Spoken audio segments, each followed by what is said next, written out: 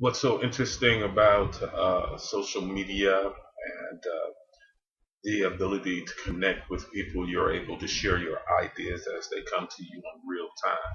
And that's what I'm doing as it relates to nonprofit organizations and their missions and their advocacy. Voting has always been a strong point of mine that I think that should be basically encouraged, not only during elections or primaries, but through general elections as well. We need more involvement. We have a say so on what we would like to see um, as a governmental entity and its involvement. To what extent, then we have to make those determinations. So looking at some of the Flint Council from November 12th, which was very interesting because of the ballot, the initiative that passed legalizing marijuana. So those are all advocacies. Those I noticed that there was a grassroots person, a spokesperson that was at the meeting who said they won't let it die because we're there. We voted. We people have made a choice. Um, Irrespective of what the government or the state policy, national policy states, they have voted in Tennessee County, Flint, Michigan, to legalize marijuana for recreational use, I suspect.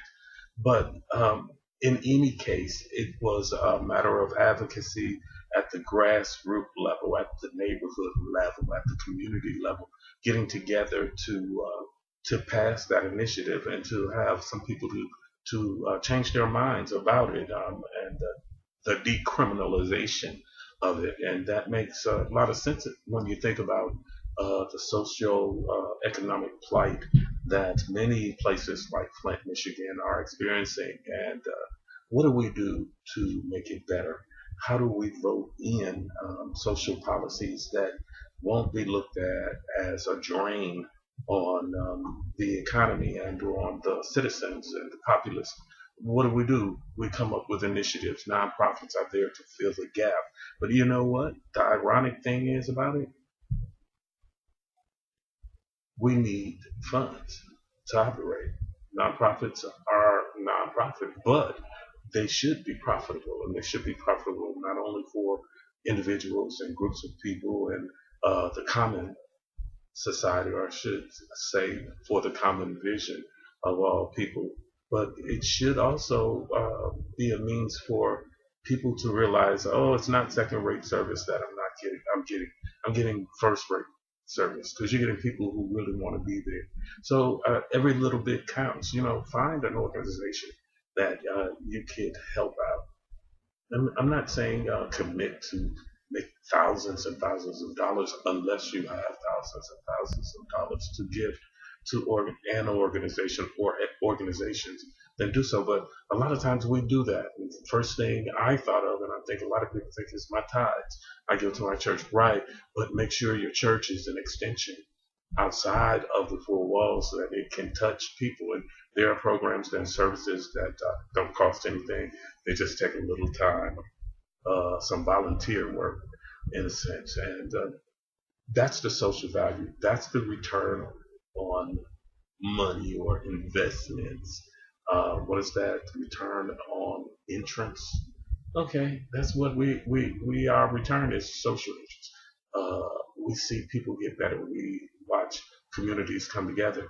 A lot of programs, even like the PTA and the local school alliances with parents and teachers and students, a lot of them are nonprofit organizations, and you determine how well they're do by your contribution of monies and in-kind services, supplies and time and your guidance and your knowledge, and all of that. That is valuable.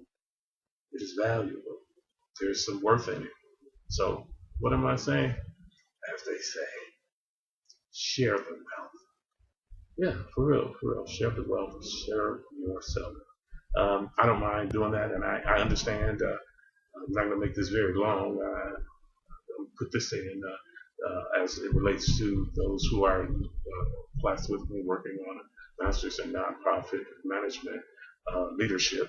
You understand that scenarios, we're looking for those concepts. We're looking for ideas. We're looking for strategies that will increase functionality of our organization, and at the same time set some clear range of authority for those who are in the organization to not only make major decisions with the board and with the leadership of the organization, but at the local level with the people, the actual people who run, who are going to actually do the lead work.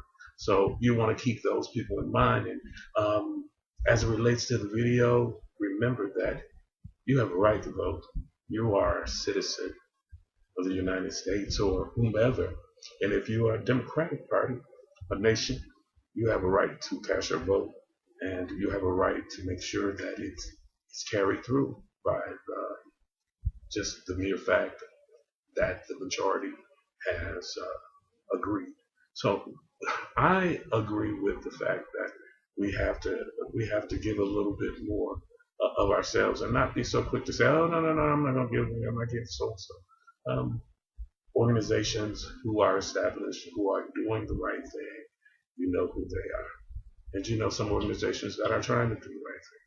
Lend them a hand, lend them a hand, and that's the end of my session as it relates to, I have a right.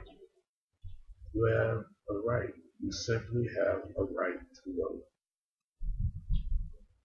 Do that. Advocacy, a nonprofit. Where do you fit in?